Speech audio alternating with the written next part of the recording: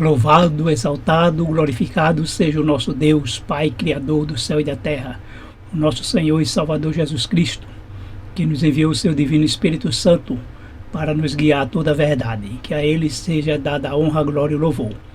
Agradecemos a todos por nos acompanhar em mais um estudo, onde nesse estudo tem como tema o tempo está acabando.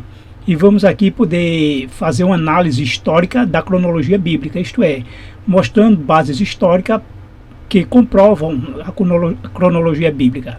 Mas de antemão queria dizer que a Bíblia não precisa da história para ser comprovada. A própria Bíblia é a história. Ela que determina e faz a história. Na verdade, nós vamos encontrar na história o que realmente já está na Bíblia. Pois a história começa na criação, quando Deus aqui esteve e no princípio criou Deus os céus e a terra. E ele disse: haja luz e houve luz. Então aí começa a história.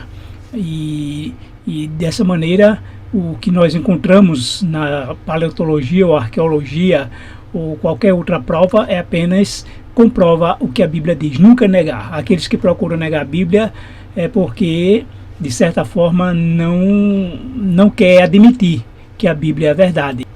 Exemplo, veja o caso de Heródoto e de Xenofonte.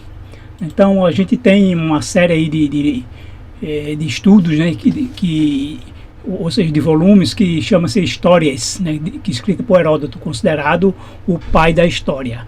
Embora ele tenha esse título, né, há outros que indicam que ele é o pai da mentira, mas é porque pelo fato de que ele relata, né, as histórias dos reis lá da Pérsia, dos reis gregos, mas é inegável que ele conta muita lenda, muito mito, e muito ele ideologiza muito, né, os reis. Então o que ele fala sobre alguns acontecimentos é pura lenda.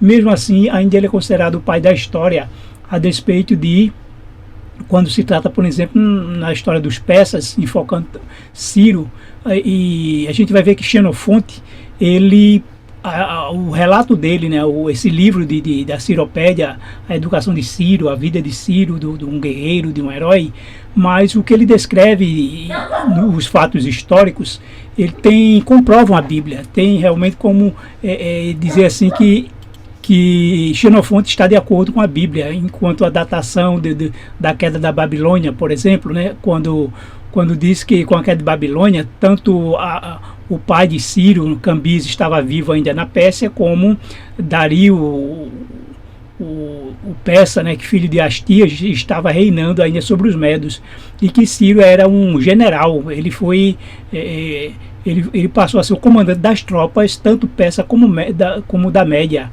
e juntos, né, tanto o rei Cambises como pelo lado de Dario, o persa. Então todos colocaram Ciro como o seu general de guerra. Então, com a queda de Babilônia, Dario, o persa, continuou ainda reinando por 2 anos, isto é, em 539 e 538. Então, quando ele veio a morrer, então alguns dizem que por falta de descendente, ele então entregou o reino a Ciro, né? Ciro governou sobre os medos sem nenhuma batalha. Na verdade, foi esses os termos, né, de que o reino lhe foi entregue. Ele já ficou como rei persa com a morte do seu pai Cambises nesse meio tempo. Mas exatamente eu entendo porque muitos historiadores não aceitam, né, e pouco falam de Xenofonte, porque justamente o que ele diz está de acordo com a Bíblia, enquanto Heródoto nas suas realmente história, que é história, ele então tem muita coisa que está contrariando a Bíblia, né? Principalmente a questão da cronologia. Mas aí é que a gente então precisa estudar a partir da Bíblia, não a partir da história. Então vamos a partir do seguinte princípio, né? Nós entendemos estamos estudando a questão dos 6.000 anos.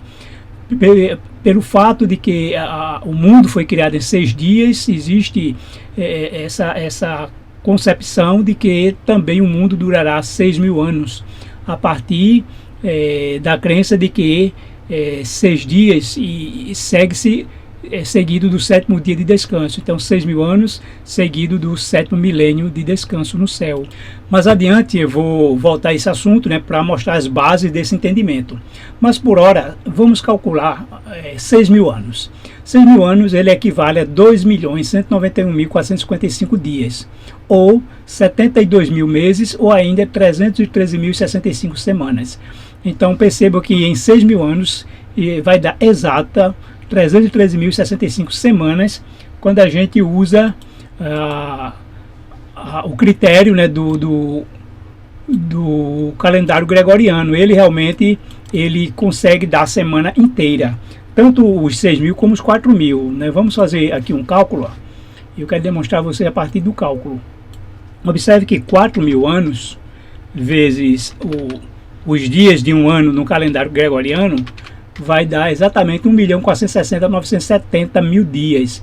E esse período ele vai justamente coincidir não, eu calculei com base em 4.000 anos, e o final do quarto milênio é exatamente aí quando, justamente no sábado, tá vendo? Vocês vejam aqui, vou dar um realce aqui, 1.460.970.000, é um sábado, justamente termina também no sábado. Por quê? Porque o mundo foi criado em 7 dias, né? 6 dias Deus trabalhou e no 7º descansou. Então o ciclo semanal que Deus estabeleceu na criação foi de 7 dias.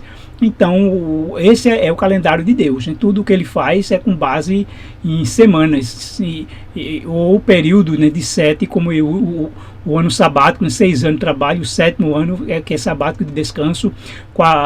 Depois de 49 anos sabático, aliás, 7 anos sabático, ou 49 anos, de 7 anos sabático, e que dá 49 anos, o 50º é jubileu. Então Deus trabalha 5 semanas inteiras. Então não é de admirar que o 6º milênio terminará no final de uma semana inteira, ou seja, no sábado. E o 4º milênio também, ele concluiu no sábado. E Cristo, né, então morreu aqui na sexta-feira, que antecedeu, né, o penúltimo dia do 4º milênio. E quando Jesus ressuscitou aqui no domingo, aliás, esse aqui é da criação, né?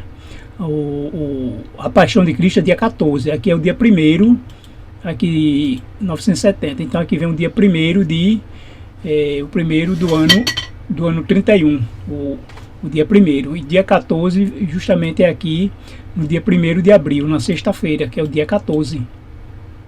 E foi aqui quando Jesus morreu. Quando Jesus morreu e ressuscitou, já foi no 5º milênio, porque a Bíblia deixa bem claro que foi no dia 14 que é a morte do Cordeiro, ou seja, Jesus morreu dia 14, dia 15 ainda estava no sepulcro, no sábado, e no domingo, dia 16, que é o dia das primícias, a festa das primícias, ele ressuscitou.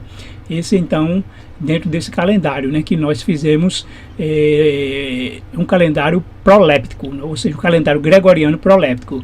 Pegamos o calendário gregoriano e o adaptamos desde o início da criação. E nesse início da criação, nós vamos ver aqui que esse início, né, vamos voltar antes para aqui e mostrar agora aqui também que os 6.000 anos, 6º milênio, vamos fazer aqui o cálculo, 6.000 anos vezes 365,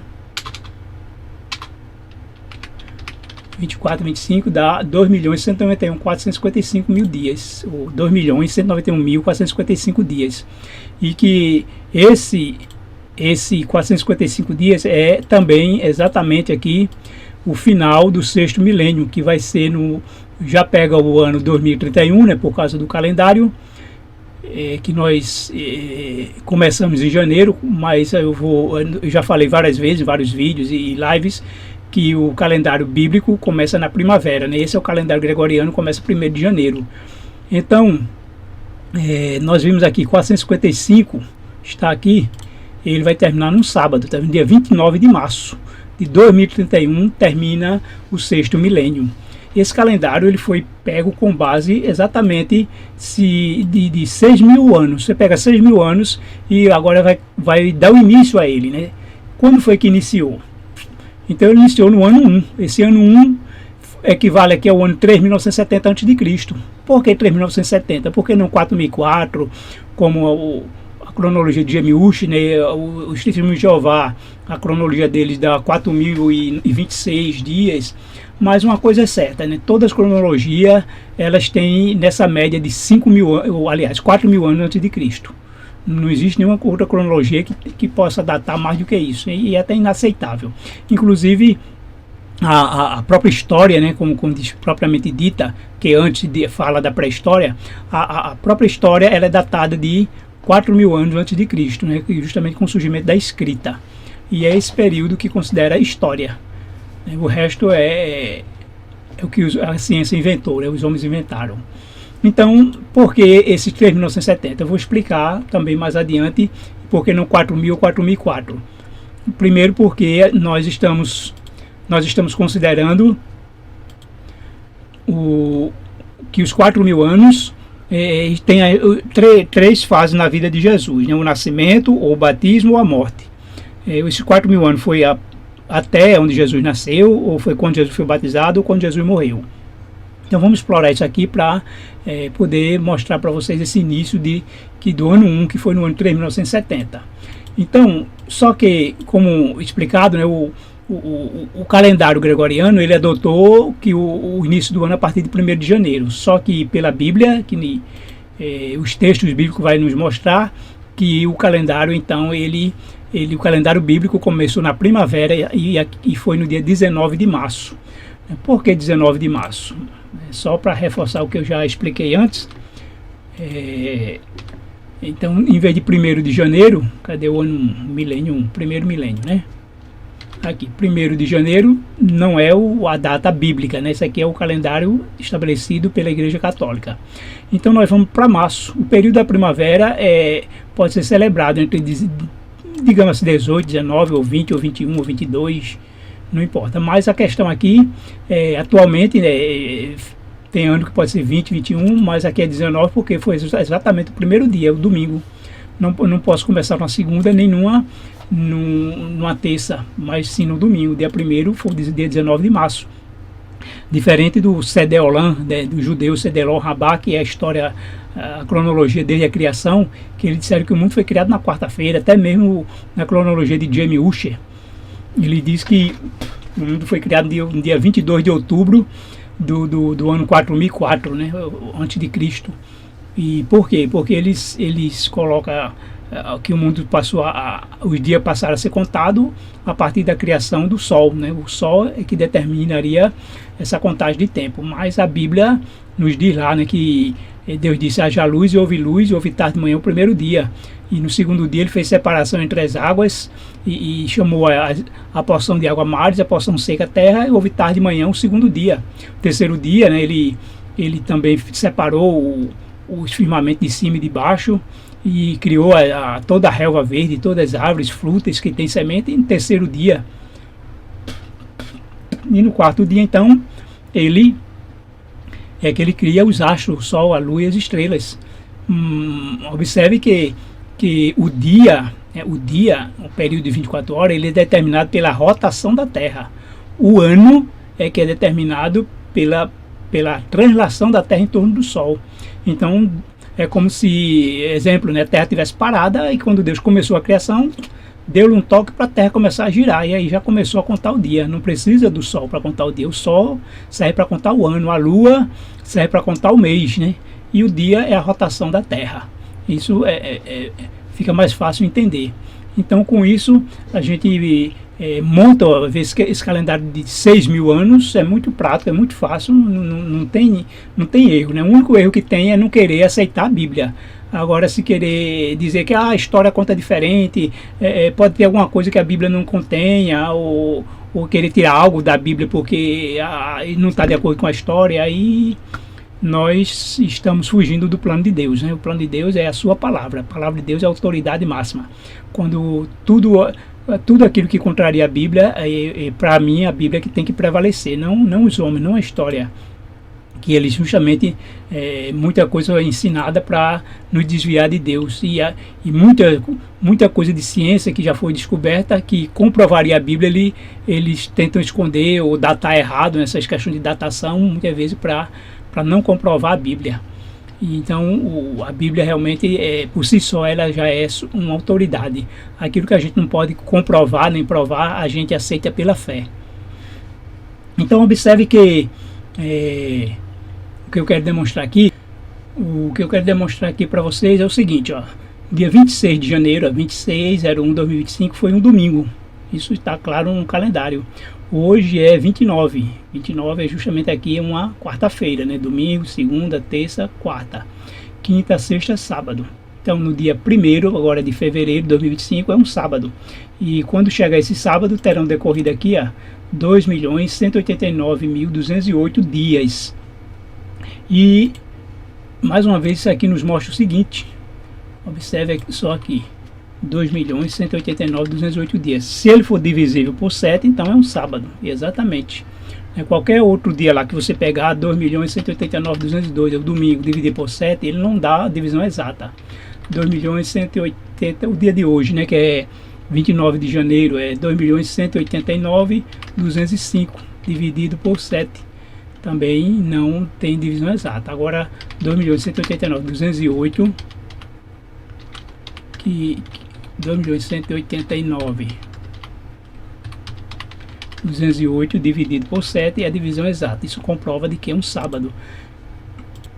Então, observe que nós trazendo daqui, né, exatamente pelo fato de tomarmos o dia 1º, tomarmos aqui o dia 1º, né, de janeiro, ou pulando aqui para 19 de março, como demonstramos aqui. Cadê aqui? Exatamente aqui, né? Cadê? Pronto.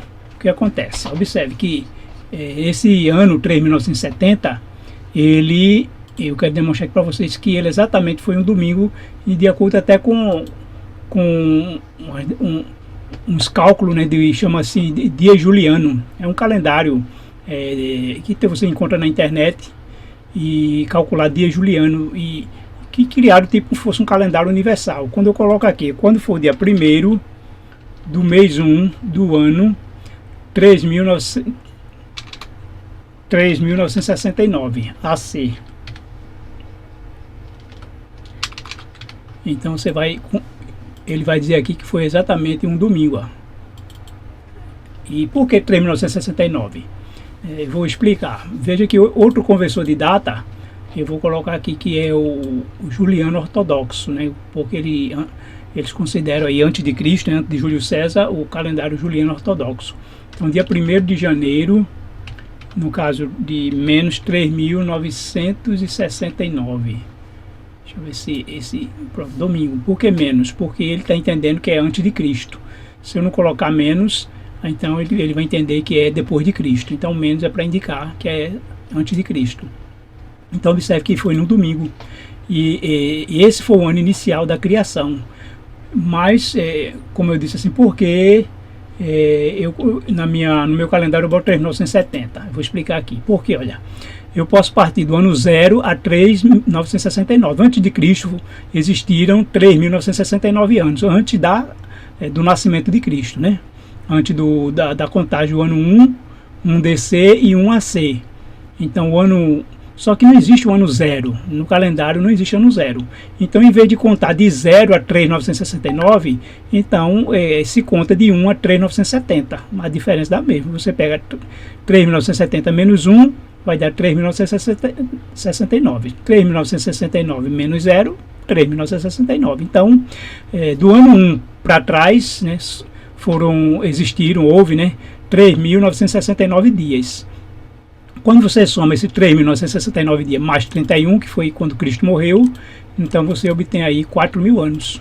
Então, na cruz, né, na morte de Jesus, foram decorridos aí 4.000 anos.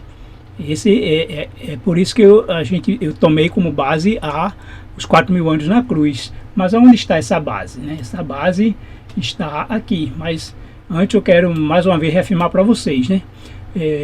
Observe que o sexto milênio, conforme nós vimos aqui, ele vai terminar no dia 29 de março, né, do ano 2031. Então, o próximo dia aqui, o ano que nós estamos, né, de 5.994, nós vamos entrar em 5.995. E quando, como calculei aqui, no dia 29 de março, termina o sexto milênio,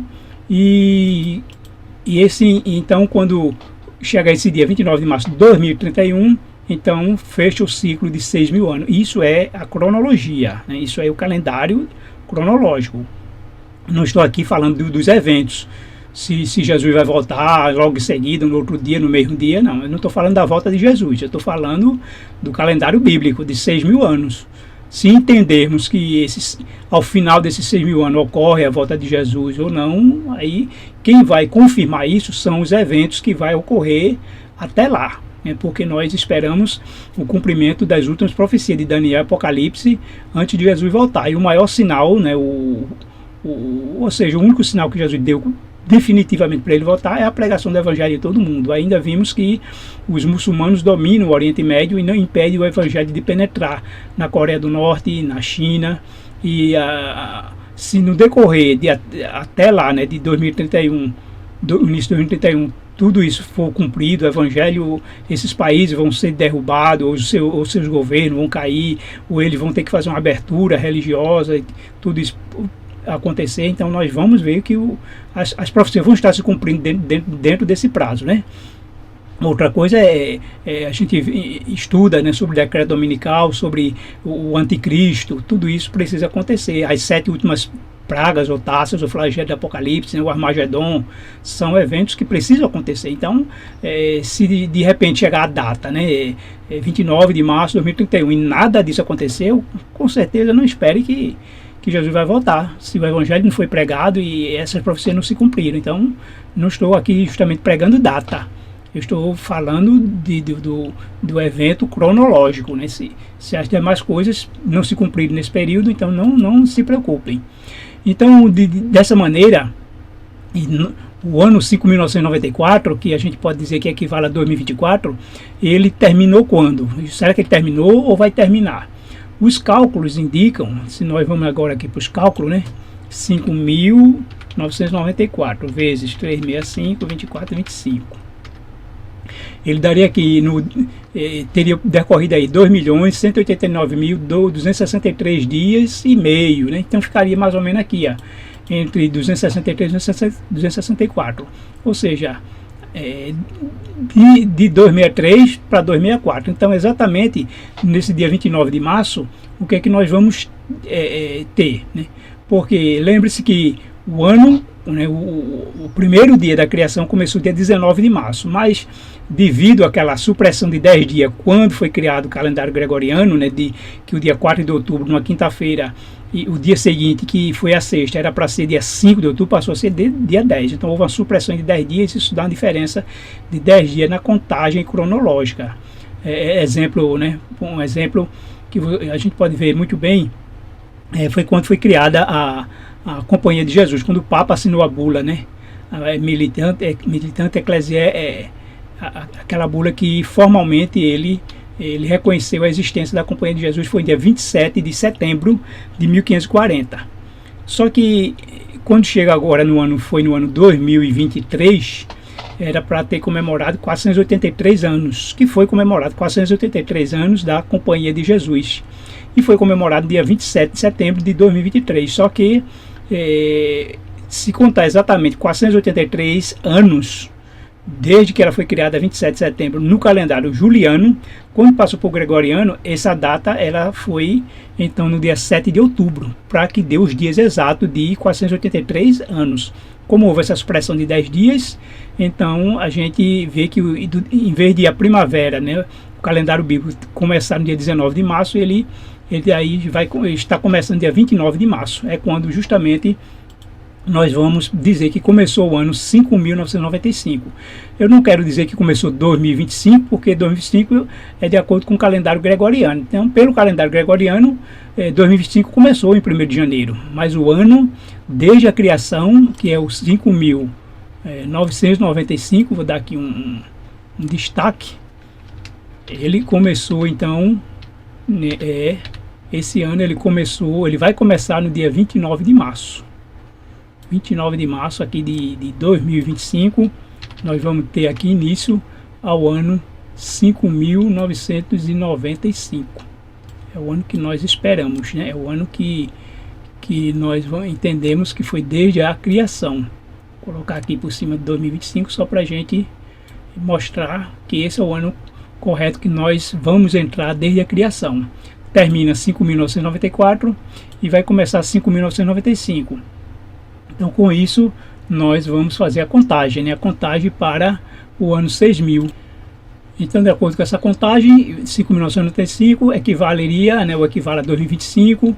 Aí vamos então para 5.996, também na primavera de 2026, 5.997 na primavera de 2027, 5.998 na primavera de 2028, 5.999 na primavera de 2029 e o ano 6.000 na primavera de... Na verdade, é quando termina 2030, né? Mas então na primavera de 2031. Na primavera, sempre que eu falo primavera, eu estou me referindo ao calendário bíblico, então é primavera no hemisfério norte. Na terra de Israel, hemisfério norte, Estados Unidos. Aqui para nós, no Brasil, é hemisfério sul, que é o outono, né? Em março, entre março e abril.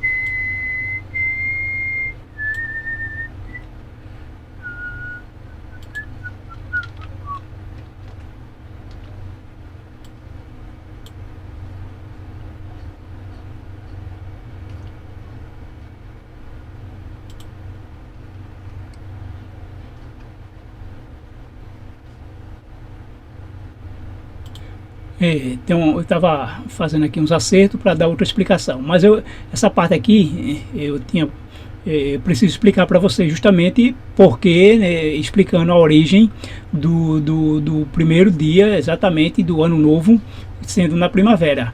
Em Êxodo 12:2, eu estou usando aqui a versão King James atualizada, né, a versão da King James, que é a Bíblia, a versão inglesa, e que foi 1655, se não me engano. Então foi a tradução direto do hebraico, né, do hebraico para o inglês. E inclusive morreu, né, o Martin John Wycliffe, por traduzir a Bíblia, né, do hebraico para o inglês, foi o motivo de sua morte, né, morreu na fogueira, deu a vida por essa tradução. Ele contribuiu muito para que houvesse hoje essa Bíblia, essa versão King James. E nos diz lá, né, que este mês, em Êxodo 12:2, que este mês seja para vós o princípio dos meses, será o primeiro mês do ano.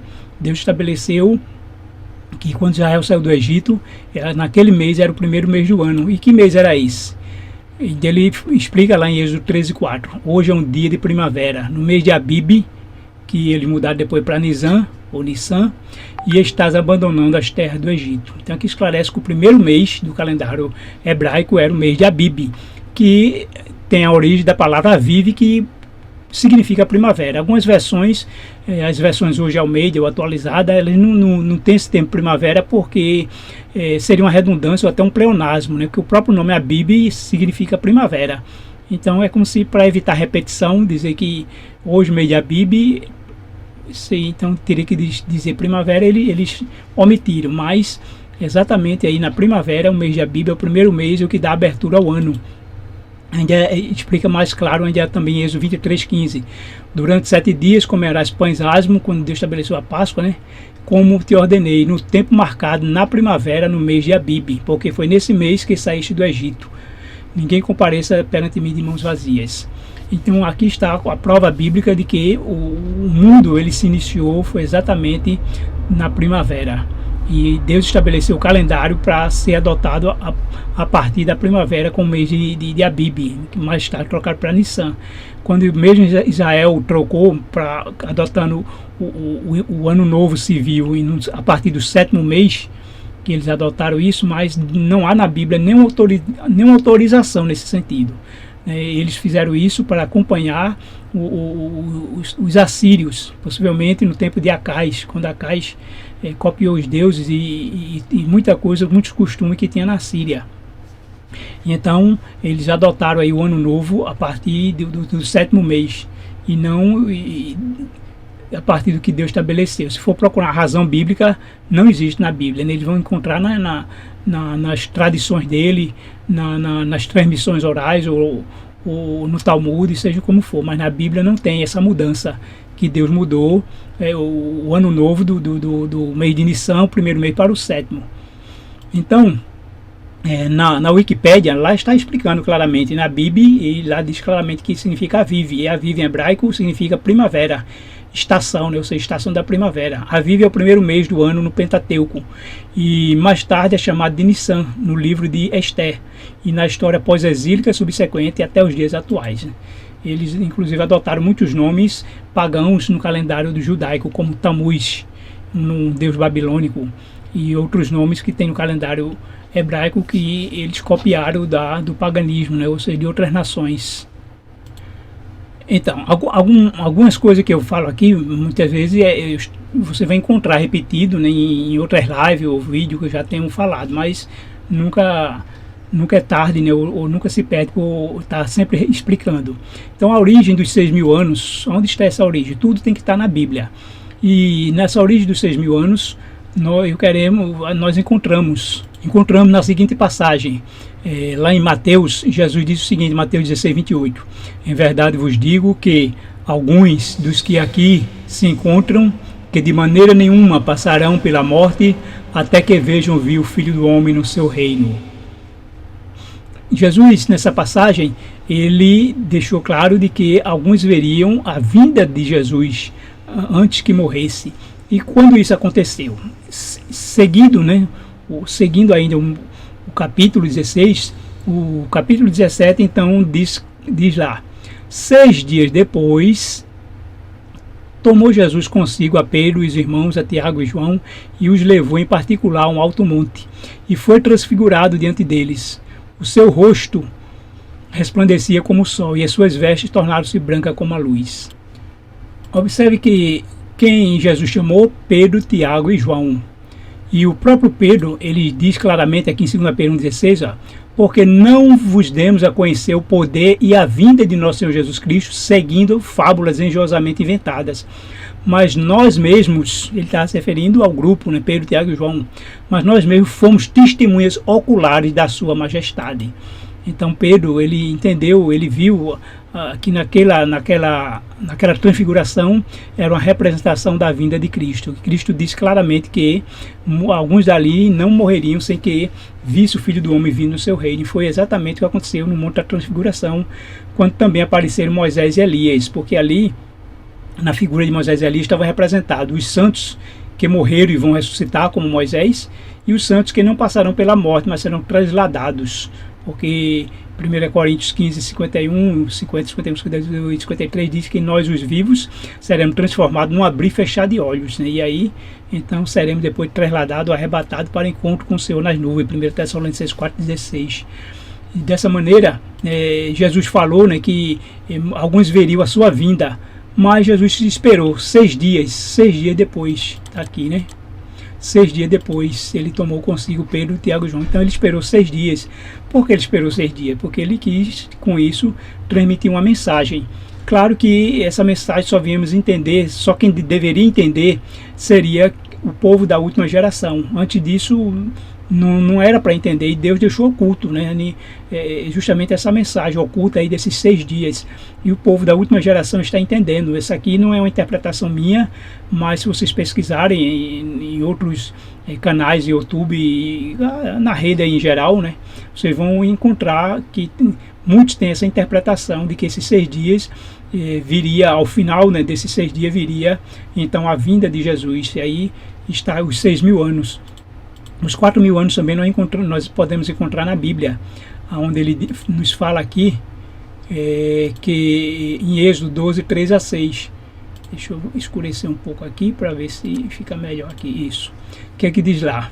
Falai a toda a congregação de Israel, dizendo, aos 10 deste mês, cada um tomará para si um cordeiro, segundo a casa dos pais, um cordeiro para cada família. E o guardareis até o 14º dia deste mês. Então, quando Deus instituiu a Páscoa, ele deu a seguinte orientação: no dia 10 vocês tomam um cordeiro, e 4 dias depois vocês o matam, ou seja, no 14º dia, no dia 14. Então, por isso que nós entendemos, né, e justamente aqui a explicação porque nós adotamos aqui o ano 3.970.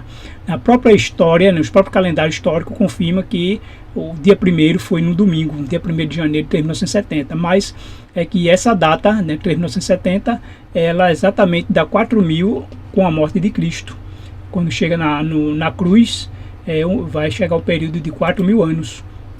Então já mostrei aqui para vocês que esse ano 3.970 equivale, né, do 3.969 anos antes de Cristo, e quando você soma ao ano da morte de Cristo, 31, você tem 4.000 anos.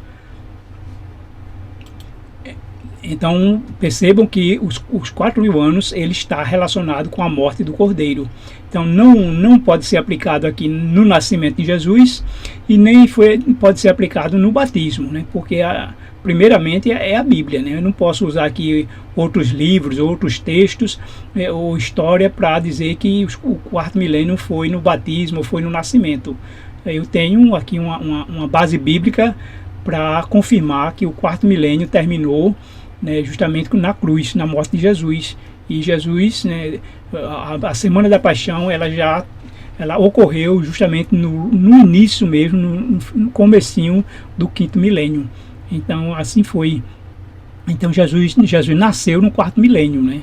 E Jesus nasceu no ano 3.967. Nós podemos, para que a morte de Jesus tenha sido no ano 31, Jesus exatamente nasceu aqui, no ano 4 antes de Cristo, que, né, exatamente como comprova a própria história hoje de que Jesus nasceu no ano 4 antes de Cristo, ou seja, no ano 4 antes da Era Comum. E esse ano equivale ao ano 3.967 do ano AM, né, do ano desde a criação. Deixa eu dar aqui só ampliar, né, para vocês perceberem melhor. Então tem aqui o ano 3.967 foi o ano do nascimento de Cristo, o ano 4 antes de Cristo. E daqui até nós chegarmos lá o ano 30, né, o ano do batismo de Jesus, o ano 27, foi o ano 3.997. E então no 5º milênio, o ano 31 foi o ano da morte de Jesus, que ocorreu aqui nessa Semana da Paixão, que o calendário bíblico, né, justamente essa semana aqui. Eu vou colocar toda amarela para vocês, para dar um destaque aí para vocês observar. Essa foi a Semana da Paixão. E aqui na sexta-feira, esse verde mais escuro, eu coloquei aqui, mas eu vou botar igual para entender aqui. A sexta-feira, dia 1º de abril. Então, de acordo com o calendário gregoriano proléptico, a morte de Jesus ocorreu no dia 1º de abril do ano 31, que foi uma sexta-feira. E então aqui foi a Semana da Paixão. Então o calendário está correto aqui. Observe que o início, né, do ano 4001 acabou de terminar o 4º milênio aqui no ano 30. Tá vendo? Quando o ano 30 terminou, então terminou o 4º milênio. Da mesma forma, quando terminar o ano 2000 aliás, o ano aqui, deixa eu ver aqui, quando o ano 6000, né, ele termina quando terminar 2030. Então, quando terminar 2030, então termina o 6º milênio, né, ou seja, os 6.000 anos. Então, o 7º milênio vai ter início a partir de 30 de março de 2031. Então, nós vimos os 6.000 anos que está na Bíblia, os 4.000 anos também está na Bíblia, e 2.000 anos também está na Bíblia. Jesus, ele falou isso aqui na parábola do samaritano. Observe nessa parábola que está registrada em Lucas 10 e como é descrita essa parábola. Eu creio ser de conhecimento de todos, né, sobre essa parábola do samaritano, onde um judeu descia, né, de Jerusalém para Jericó, e no meio do caminho ele foi atacado por uns ladrões que o espancaram, arrancaram tudo dele, levaram tudo dele, o espancaram e deixaram semi-morto, né, muito ferido, lá na beira do caminho. E então o que acontece?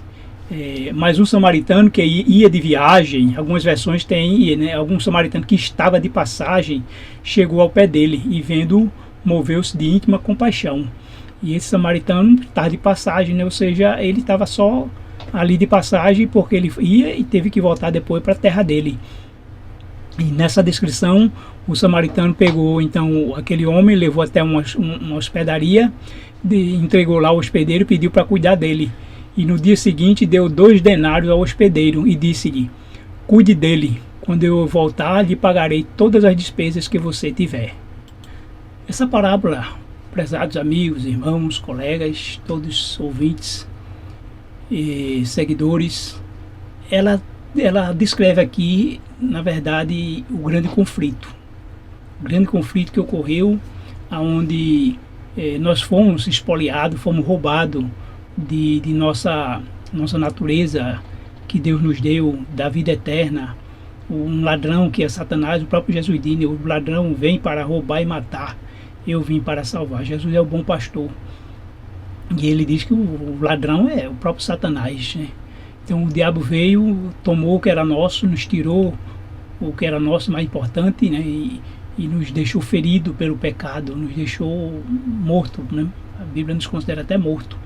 E Jesus então veio aqui à terra, desceu do céu, veio à terra para nos socorrer, para cuidar de nós por sua misericórdia. Mas ele voltou para o céu, então ele veio como um samaritano, como quem vem de viagem, né? Como está de passagem, porque ele veio e voltou. Ele cuidou de nossas feridas, ele morreu por nós, deu a sua vida e então voltou para o céu. E o que ele prometeu, né? Que 2 denários é o salário de um dia de trabalho na época de Jesus, no tempo de Israel, né? No Império Romano. 1 denário equivalia a um dia de trabalho. Se ele deu 2 denários, ele indicou claramente que ele disse: cuide dele, quando voltar eu lhe pagarei. Então o que ele nos garantiu aí? De que ele voltaria depois de 2 dias, uma vez que ele só entregou 2 denários. Ele deixou também aqui uma mensagem implícita de quando ele voltaria.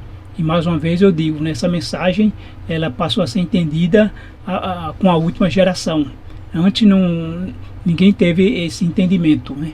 Ninguém teve esse entendimento. Mas eu disse lá no começo que eu não estou falando de profecia de data. Na verdade, todos os textos que eu apresentei aqui a vocês também não são textos proféticos. Aqui são textos que a gente começa a extrair da Bíblia e para ter esse entendimento. Também ainda enfatizo, né? Não se apegue à data, né? Vamos olhar para os acontecimentos, como Jesus falou em Lucas 17, 21. Quando vir essas coisas acontecer, ou seja, né, o que ele diz que é para acontecer, então sim, fique alegre, regozije-se, porque a vossa redenção se aproxima. Não devemos perder o foco para o que Jesus pediu que a gente ficasse atento, vigilante, né? Vigiar e vigiar e vigiar. Temos que vigiar, temos que ver, né, o que está acontecendo ao nosso redor à luz da palavra de Deus. Não deixe que as coisas aconteçam e vocês não percebam ou interpretem mal. Tudo tem que ser à luz da palavra de Deus. Quando falamos em cronologia, a cronologia mais famosa que nós encontramos, se nós existe, é a cronologia de James Ussher.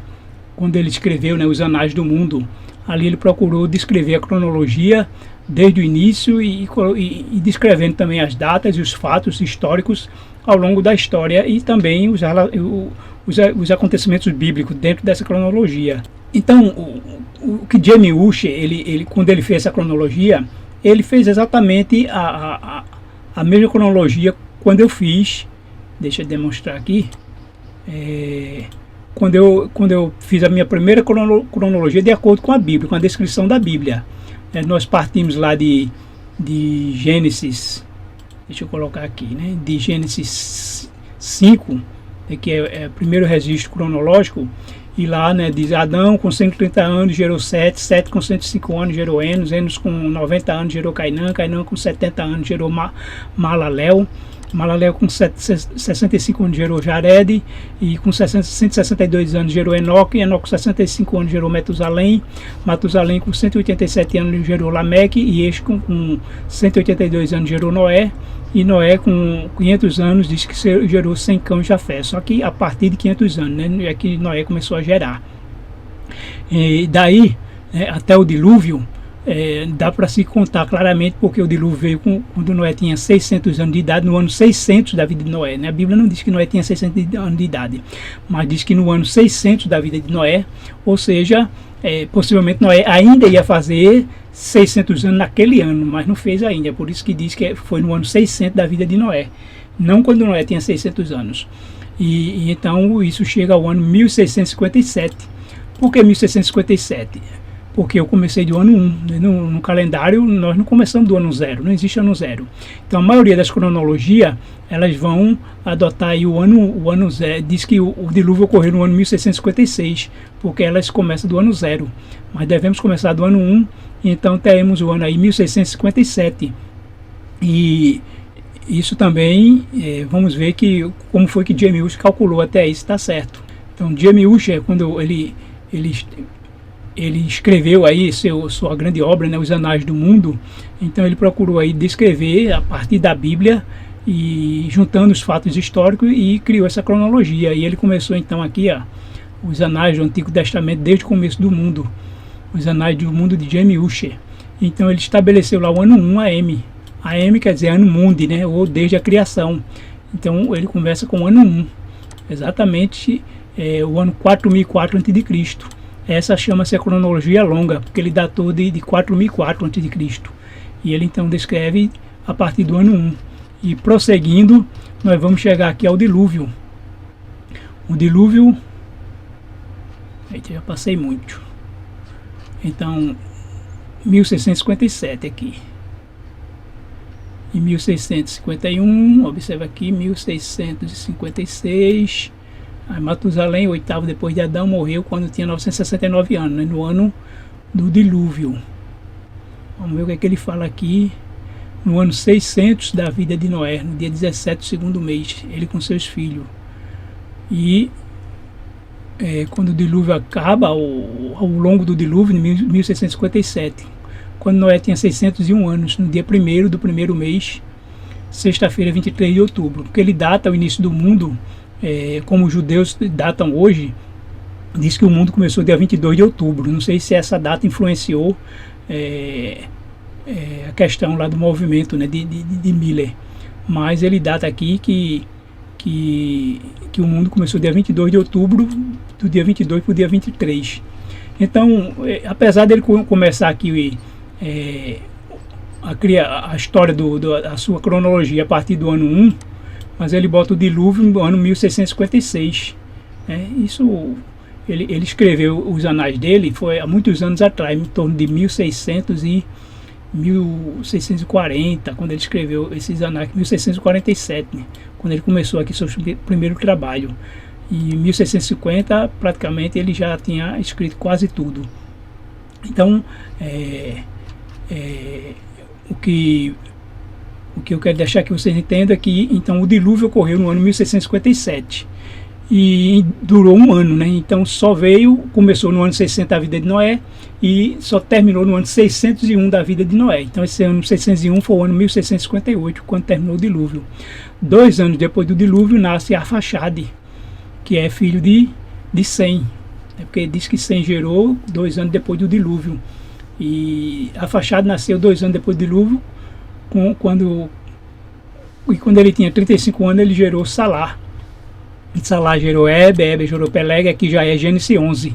Então saímos de Gênesis 5, vamos para Gênesis 11, o qual gerou Reu, depois Reu gerou Serug, Serug gerou o Naó, Naó gerou Tera, ou Terá, dependendo da versão. E Terá, com 130 anos, gerou Abraão. Então alguns pegam o texto lá da Bíblia, né, que diz que Terá, aos 70 anos, gerou Abraão, Naó e Arã, mas em Atos 7, Estevão diz claramente que Abraão só saiu de Arã com a morte do seu pai. Isso, então foi quando Abraão tinha 75 anos. Isso coloca que ele nasceu quando Terá tinha 130 anos, porque Terá morreu com 205 anos. Então 130 mais 130 mais 75 dá 205. Isso faz com que Abraão ele tenha nascido no ano 2010, diferentemente do que algumas cronologias colocaram o nascimento de Abraão como 1948. Por que 1948? Porque, primeiro, porque toma a criação a partir do ano zero.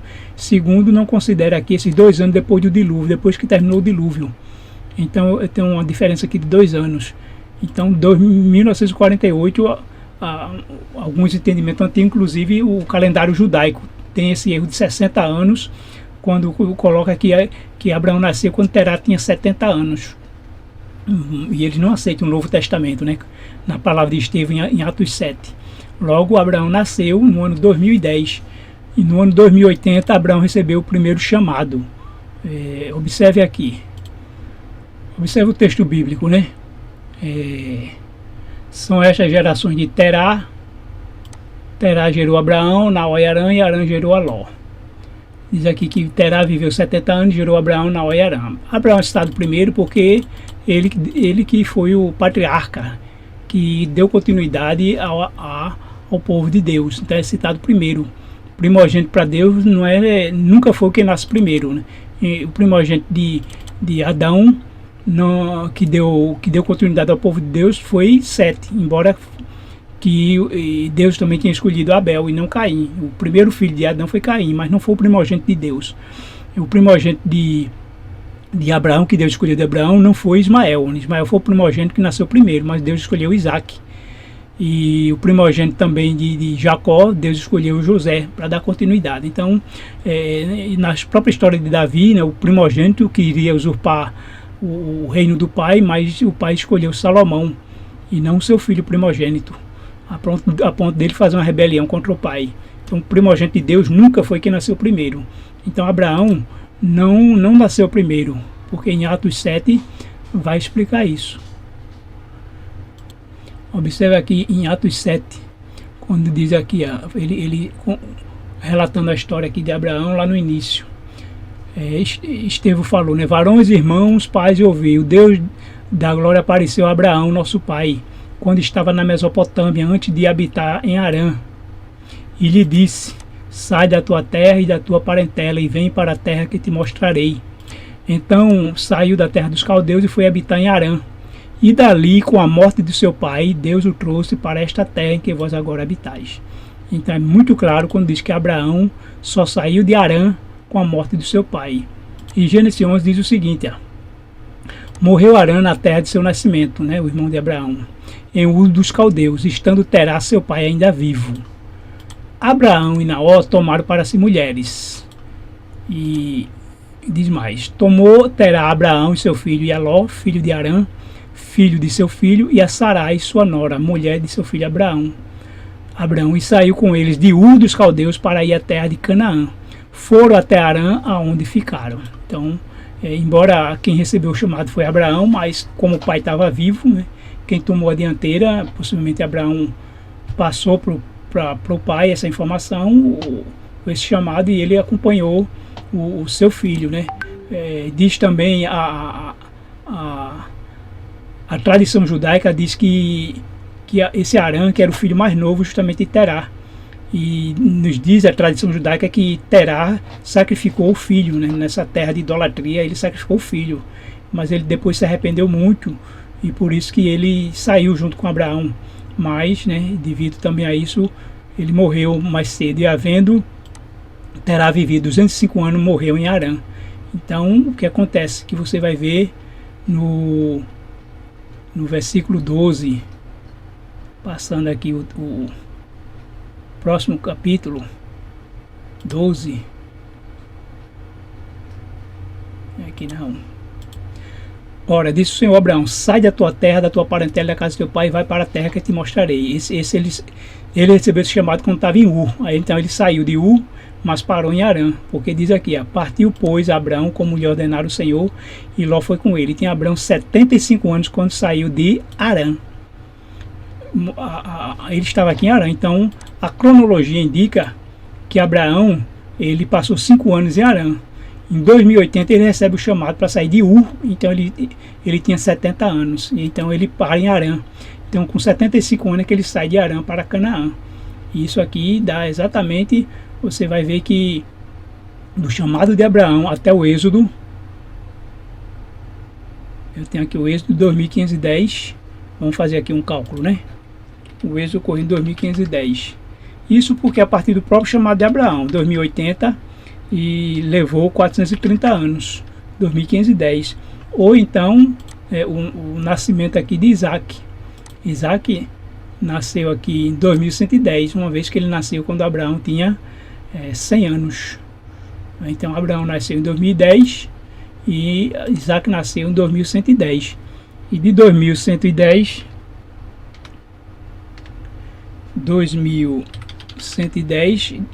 dá 400 anos, foi o que Deus disse lá em Gênesis 15. Na aliança que Deus fez com Abraão, ele disse aqui, sabe com certeza que a tua posteridade será peregrina em terra alheia. Observe a primeira parte, peregrina. E será reduzida à escravidão e será afligida por 400 anos. Esses 400 anos envolvem o tempo de peregrinação. Quem foi a posteridade ou a descendência de Abraão? Foi Isaac. E Isaac, claro, se tornou peregrino em terra estranha e a sua posteridade também, Jacó, né, foi um peregrino até que entrasse no Egito. E a redução à escravidão foi quando ele entrou no Egito. E isso duraria 400 anos a partir de Isaac, porque aqui é a partir da posteridade. Mas e a contagem a partir de Abraão? Observe como Paulo fala aqui a questão da promessa feita a Abraão. Ora, as promessas foram feitas a Abraão e ao seu descendente, não diga aos seus descendentes, como se falando de muitos, porém de um só, e ao teu descendente, que é Cristo. Então ele diz o seguinte aqui, 3,17. E digo isto, uma aliança já anteriormente confirmada por Deus, a lei que veio 430 anos depois, não pode abrogar de forma que venha desfazer a promessa.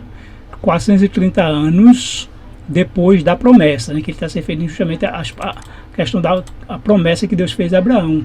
E esse chamado foi feito exatamente lá. Então observe que ele está usando esse período aqui, 430 anos. Que período é esse, 430 anos? É quando Deus fez a promessa aqui, o chamado a Abraão, quando ele estava na terra de Ur dos Caldeus. Ainda de Ur, né, dos Caldeus, quando ele tinha 70 anos.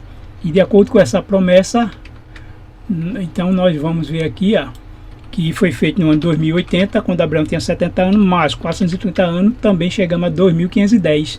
Ou do nascimento de Isaac, mais 400 anos, chegamos também a 2510, que é o ano do Êxodo. Então Israel não passou 400 anos de escravidão, nem 430.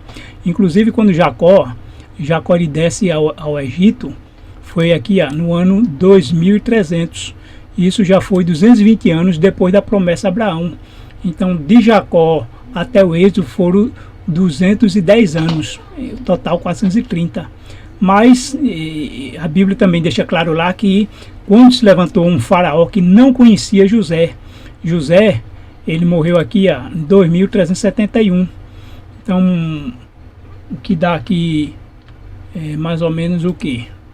Vamos ver aqui, para o nascimento de Moisés. Moisés nasceu em 2408, menos 2371. Então, Moisés nasceu 57 anos depois da morte de José. Então, assim que José morreu, vamos dar esse desconto aí de 7 anos, então foram 50 anos de escravidão até o nascimento de Moisés. Vamos levar mais ou menos 7 anos. Vamos ver, 50 anos de escravidão até que Moisés retornou para o Egito para libertar o seu povo, né, quando ele tinha 80 anos. Então, o que dá em torno aí de 130 anos de escravidão, que o povo de Israel passou a ser escravo no Egito, né? No começo, a gente não sabe o tamanho, né, da aflição, da crueldade, mas cada faraó que foi substituindo, né, foi então trazendo mais sofrimento ao povo, né, para que eles tivessem o desejo também de sair do Egito, senão eles não queriam sair nunca, né, se eles não se tornassem escravos, e diferente lá da Babilônia, né, quando o povo de Israel foi levado cativo para a Babilônia, quando Ciro deu o decreto liberando todos os judeus para voltar, não sei, 10, 20% só dos judeus voltaram, né? A maioria ficou na Babilônia, não quiseram voltar. E Deus, né, permitiu a escravidão para que o povo pudesse sair todos do Egito, não ficasse ninguém lá. E agora em 1 Reis 6.1, 1 Reis 6.1 diz lá: no ano 480, depois de sair os filhos de Israel do Egito, Salomão, no ano 4º do seu reinado sobre Israel, no mês de Ziv, este é o mês 2º, começou a edificar a casa do Senhor. Então, no ano 480, depois dos filhos de Israel saírem do Egito. Então, nós partimos aqui do ano 2510, quando diz que é no ano 480, ou seja, esse ano estava em curso, né? Ele não tinha terminado. Então, o que eu posso somar aí é 2510 e quando eu incluo o próprio ano, vamos ver aqui o cálculo, 2510, mas para eu incluir o próprio ano, eu tenho que partir do 9 e somar 479. Eu chego ao ano 2988, que é o 4º ano do reinado de Salomão. Então, do Êxodo até o 4º ano do reinado de Salomão foram 479 anos completos. Ou, né, ainda podemos dizer aqui que foi o ano 480 da saída de Israel. Então, nós podemos ver aí toda essa ligação do período bíblico, né, que liga desde a criação até o 4º ano. Veja, da criação até o dilúvio, não tem erro, não tem nada a acrescentar nem tirar. Do dilúvio até Abraão também está bem claro ali em Gênesis 5. E de Abraão até o Êxodo também está o período, está bem determinado, de 400 anos a partir de Isaac, 430 anos depois, a partir da promessa a Abraão. E do Êxodo até o 4º ano de Salomão, então está bem datado, né? Tudo ok. A partir do 4º ano de Salomão, então vai seguir a história dos reis de Judá e de Israel. E esse aí é tudo descrito aí em 1 Reis, né? Roboão reinou 17 anos, depois veio Abias, o filho dele só reinou 3 anos aqui. E então, a partir da soma desses reis, é que nós vamos chegar à cronologia. A cronologia longa porque, observe, justamente foi a cronologia usada por Ussher, né? Por Jamie Ussher, porque ela vai até certo ponto, vai muito bem, até chegar aqui depois de Amazias, que Amazias ele ficou doente, né? Depois que ele foi atacado por Jeroboão, e diz que ele ficou doente, e Uzias passou a reinar aí no lugar do pai. Aliás, doente não, ele foi preso, né? Diz que Joás o prendeu. Ele venceu um rei, né? E depois ele quis medir armas com Jeoás, e Jeoás não queria lutar com ele, né? Mas Amazias se vangloriou porque ele venceu lá um rei pagão, e agora queria lutar com Joás. E Joás o venceu, prendeu, acorrentou e levou lá para Samaria. E Jeroboão, quando assumiu no lugar de Joás, ainda não sabe se Jeroboão libertou ou não, ou ele estava doente, porque Uzias ficou então reinando no lugar do pai que estava preso. E aí gerou uma diferença grande, porque quando diz que Uzias ele começou a reinar, aqui fala que reinar no Jeroboão, Jeroboão 2. Ele reinou aqui então deixa eu ver aqui o reinado de Jeroboão, primeiro ano aqui, e diz que Uzias reinou, né, passou a reinar no 27º ano de Jeroboão. Isso colocaria aqui um período vago, né? Existe alguns comentaristas bíblicos que falam que houve um período vago aí de 12 anos, como se Uzias tivesse na menoridade. Mas a Bíblia não deixa vago esse período. Não foi um período realmente conturbado aí entre Amazias e Jeroboão, e nos diz aí que no ano 27º Uzias foi coroado. É como se Jeroboão só permitisse Uzias ser coroado no seu 27º ano. Uzias continuou sendo rei, mas sob a vigilância de Jeroboão, né? Pelo fato, eu creio que ainda ele podia também estar pequeno, não sei que idade, mas então não há esse interregno. Mas assim, pela Bíblia dá para deduzir isso, né? Quando eu fiz a minha primeira cronologia foi exatamente de acordo com o que está escrito aqui. E quando segue aqui também, após Jeroboão, com a morte de Jeroboão, diz que Zacarias e depois Salum e Menahem, Zacarias reinou no 38º de Uzias, e Salum e Menahem reinou no 39º ano de Uzias.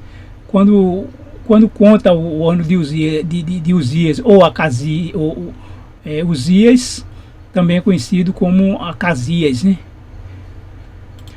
Uzias é conhecido como Azarias, né? Tem em crônicas fala de que ele, e também me parece que Isaías fala do rei Azarias, na morte do rei Uzias, em Isaías 6.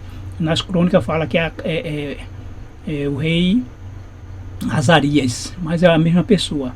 Então isso aqui, levando em conta isso, esse tipo aqui de cronologia longa, faz com que entre Jeroboão e Zacarias, observe aqui, que houve também aqui uma vacância, né? Ou seja, um período vago aqui de 757 para 735. Então se eu tenho 757 menos 735, 22 anos aí de vacância. Não houve realmente isso aí não, né? Inclusive lá do lado de Israel era uma briga aí, um matava o outro e reinava no lugar. Muito pouco teve a sucessão aí hereditária, a maioria era um matando o outro. Então não houve esse período realmente de 22 anos não. Então alguns, né, teve um escritor, né, Edwin Richard Thiele, que ele fez a sua obra de doutorado, sua dissertação de doutorado foi intitulada aí Os Números Misteriosos dos Reis Hebreus. Então ele criou, né, ele criou assim alguns correinados. A Bíblia às vezes nem existe assim na Bíblia, mas para que houvesse até uma coesão bíblica ou uma lógica, né, nessa questão dos reinados, que muitas vezes fica esses cargos, esse período vago aí sem realmente ter havido, ele criou assim um correinado, como por exemplo aqui, é o único que a Bíblia descreve, foi quando Josafá ainda estava vivo e Jeorão reinou com o pai ainda vivo, né? Fora isso, alguns falam de um correinado quando justamente o filho passa a reinar com o pai ainda vivo. É o caso aqui de Uzias, né? Uzias, pela cronologia curta, ele vai reinar aqui, observe, de acordo com a cronologia curta. Amazias reina aqui há 4 anos antes do pai morrer. Uzias teria reinado aqui a partir do 19º ano de Amazias, para que a cronologia tivesse sentido, né? A cronologia é curta e dando continuidade sem haver aquele período vago. Então com isso, com a morte de Jeroboão, observe aqui, que é o 38º ano de Uzias, então Zacarias reina e depois Salum e Menahem no ano 39 de Uzias, o Azarias, né? E dessa maneira então não há essa vacância nesse período vago aqui entre um rei e outro. E isso, né, Thiele, ele entendeu como um período de correinado. Isso ocorreu aqui entre Acais e Jotão. Observe aqui, Acais ainda reinou com Jotão ainda vivo. E alguns casos, feito Uzias mesmo, Uzias ficou leproso, né, e Jotão reinou no lugar do pai nos últimos anos de vida, ele quem cuidava dos assuntos do rei. No período de Acasias, então depois da queda de Israel, no ano 722, né, ou 721, como alguns datam, então foi que se transcorreu sem esses correinados, Ezequias, Manassés, mas na cronologia longa nós vamos ter uma diferença aí mais ou menos de 30 anos, 30, 31, 32 anos. Observe aqui que vamos ver aqui, vamos datar aqui essa cronologia. Quando chega ao fim, Zedequias, o reino de Zedequias. Ambas, o período histórico foi 586, só que na datação do ano mundi, na cronologia curta, foi o ano 3385. Na cronologia longa, o fim do reinado de Judá, né, o último rei de Judá, foi no ano 3416. Então vamos fazer aqui um cálculo. 3385 menos 3416. Dá exatamente uma diferença de 31 anos. E o que é esse 31 anos? É a diferença aqui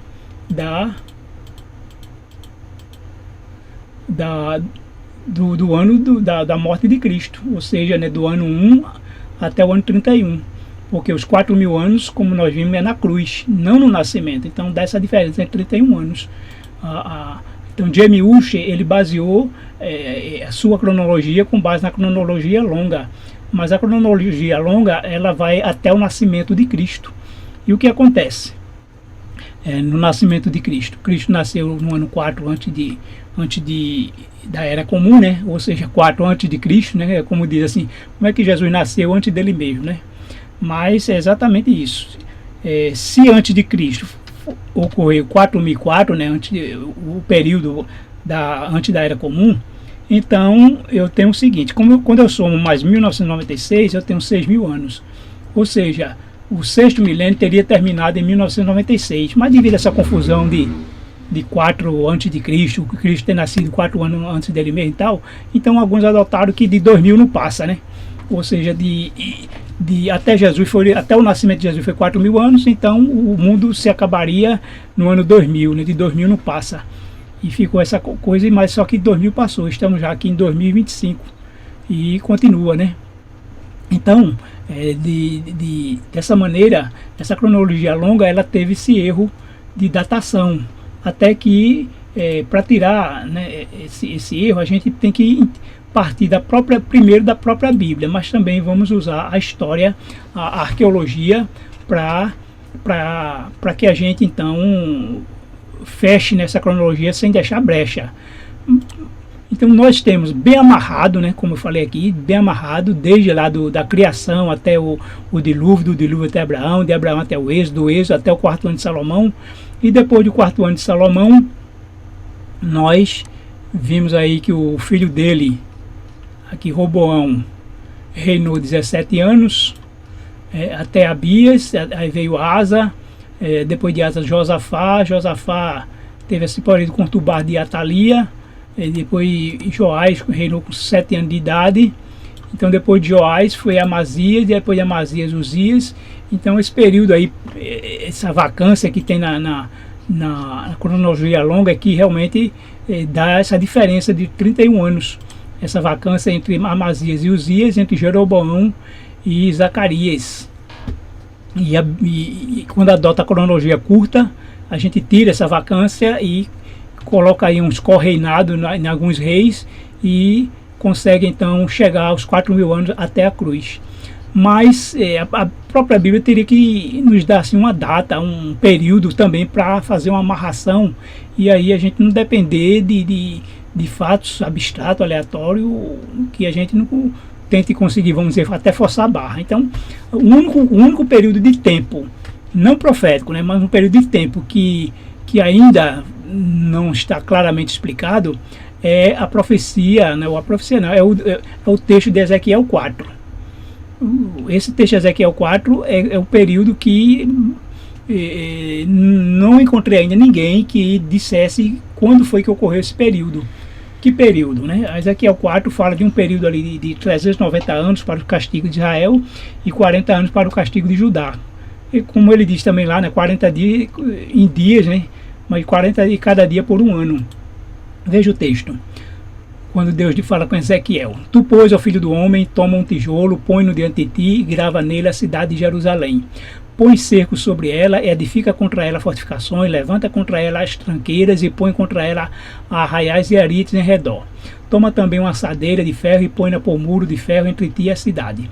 Dirige para ela o rosto e assim será cercada, e a cercarás. Isto servirá de sinal para a casa de Israel. Continuando, deita-te também sobre o teu lado esquerdo e põe a iniquidade da casa de Israel sobre ele. Conforme o número de dias que te deitares sobre ele, levarás sobre ti a iniquidade dela. Porque eu te dei os anos da sua iniquidade, segundo o número dos dias, 390 dias, e levarás sobre ti a iniquidade da casa de Israel. Quando tiveres cumprido estes dias, deitar-te-ás sobre o teu lado direito, e levarás sobre ti a iniquidade da casa de Judá. 40 dias te dei, cada dia por um ano. Voltarás, pois, o rosto para o cerco de Jerusalém com o teu braço descoberto e profetizarás contra ela. Então, através emblema, né, que Deus pediu para Ezequiel, o seu servo, fazer através dessa figura, né, dessa demonstração. Deus queria atrair o povo para uma grande lição, né, e mandou que Ezequiel deitasse dessa maneira durante 390 dias, cada dia por um ano, como castigo de Israel, e depois 40 dias para o castigo de Judá, totalizando aí 430 dias, anos. Mas a questão é, quando foi que ocorreu esse período? Primeiro, como se trata de Israel e Judá, isso teria que ter ocorrido no período em que houve Israel e Judá. Não poderia ter sido no período de Saul, né, que só havia um rei, depois Davi e depois Salomão. O reino foi dividido aqui com Roboão. Só a partir de Roboão o reino foi dividido. Então os cálculos aqui indicam que Roboão começou a reinar no ano mundo, né, 3024, e juntamente com Jeroboão em Israel. Então, quando Jeroboão, depois que viu que o povo de Israel ia para Jerusalém adorar, ele então resolveu construir 2 bezerros. E quando foi que isso ocorreu? Então, os cálculos indicam que foi no ano 3026, quando Abraão fez o bezerro de ouro. E observe que esse cálculo leva-nos aonde? Se eu pegar aqui 3026 mais 430 anos, o total de anos é 390 mais 40, nós chegamos ao ano 3456. Aí vamos ver agora o que houve nesse ano 3456. Vamos passando aqui. 3456. Aqui. Pronto, tá aqui. Ó. É o 6º ano de Dario. E o que foi que houve nesse 6º ano de Dario?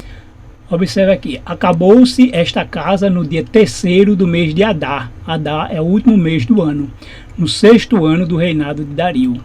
Então, quando acabou, né, a construção ainda no mês de Adar, diz aqui que eles, então os filhos de Israel, os sacerdotes, os levitas e os restantes dos exilados celebraram com regozijo a dedicação desta casa. Como já era o último mês do ano, né, e não sei se já iniciou a dedicação ainda no final do ano, do 6º ano, que era o ano chama 515, porque eles emendaram com a Páscoa. Observe que os que vieram do cativeiro celebraram a Páscoa no dia 14 do 1º mês. Foi como se fosse uma celebração só, eles emendaram. Isso porque justamente o 6º ano de Dario, nós vamos ver aqui, era o ano 515. Esse ano do 6º ano de Dario. Então, do final, né, nós percebemos aí que foi o ano 3456. De maneira que isso faz sentido que tenha sido esse período, uma vez que o castigo aqui de Israel começou desde que houve essa divisão do reino, e Jeroboão, né, quase que imediatamente, ele fez 2 bezerros e a partir daí separou Israel de Deus. E todos os reis que vieram antes dele, com exceção apenas aqui, não sei se tem alguma exceção, mas Onri, Acabe foi um dos piores, Jorão, Jeú fez a limpeza que Deus mandou, Jeocai, Jeoás, Jeroboão II, um grande período, Menahem, Peca. Não teve um rei aqui que, vamos dizer assim, né, que prestasse. Todos os reis se afastaram de Deus, até que Deus então ele rejeitou aqui. Houve o último rei de Israel foi Oséias, no ano 722, que ele com a queda para os assírios. Mas Deus sempre prometeu que juntaria os 2 reis de novo, e essa promessa Deus faz tanto no livro lá de Oséias, como também em Ezequiel. E Deus promete reunir o seu povo. E enquanto o seu povo estivesse espalhado, Deus seria o santuário deles, mas o símbolo da união do povo estava no santuário. E o que ocorreu no ano 3456 foi a inauguração do santuário. E aqui, então, nós temos a união do povo de volta, né, de Judá e Israel como um só povo. Todos que estavam cativos, espalhados, que na Babilônia, que inclusive cativou os próprios assírios, aí incluiu também as 10 tribos de Israel, os samaritanos. Então todos que quisessem voltar estariam reunidos de volta em Jerusalém. Então passou a ser todos denominados como judeus, mas lá estavam pessoas eu diria que de todas as tribos que quisessem voltar. Então isso ocorreu no 6º ano de Dario, que justamente dá 430 anos. E essa é a profecia de Ezequiel.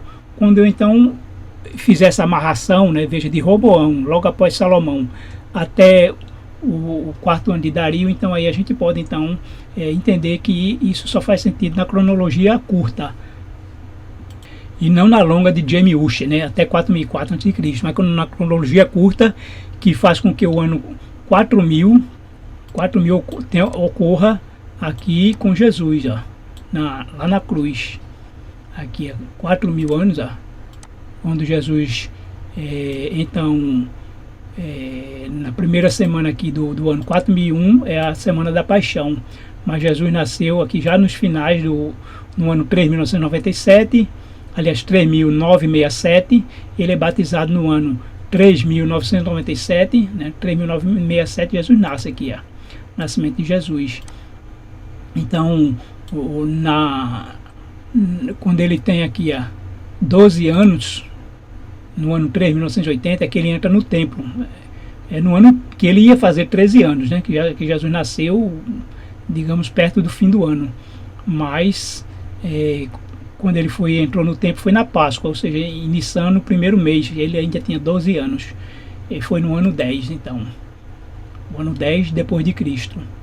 E quando chega ao ano 27, é o ano do batismo dele, quando ele tinha 30 anos, ou quase 30 anos, aliás. Como diz Lucas 3,23, diz que ele tinha quase 30 anos. E quando ele morreu, então, foi com 33 anos e meio. Uma vez que ele tinha 33 anos, ainda aqui no ano 4000, e ele morreu aqui. A Semana da Paixão foi nos primeiros 15 dias, né, do começo do ano 31, que já foi início do quinto milênio, o ano 4001. Então essa profecia, esse texto, né, esse texto aí de Ezequiel 4 faz essa amarração aí histórica e bíblica, então não deixa dúvida da cronologia que está exata. E essa datação para Dario, ela tem a ver aqui com duas tabuletas que foram encontradas aí nas escavações arqueológicas. A primeira é a tabuleta que chamamos de Cambis 400 ou BM 33066. É um dos diários astronômicos que registra dados astronômicos do 7º ano do reinado de Cambises, filho de Ciro, ou Cambises II, filho de Ciro o Grande, que o pai de Ciro era Cambises I, né, Cambises I. Este documento é essencial para conectar a cronologia babilônica com a cronologia bíblica. Ele contém registros de eclipses lunares e data-os de acordo com o calendário babilônico. Com base nesses dados, o 7º ano de Cambises é datado em 523 a.C., o que ajuda a estabelecer a data da queda de Babilônia em 539. Então, quando nós vamos aqui para a cronologia curta, nós vamos chegar justamente a essa informação. De Cambises aqui depois de Ciro. Esse ano aqui é 523, é o 7º ano aqui, Cambises 7. Ele começou aqui, quando Ciro morreu, aqui foi o seu ano de ascensão, 529, o primeiro ano, então 1, 2, 3, 4, 5, 6, 7. O 7º ano de Cambises, o ano 523.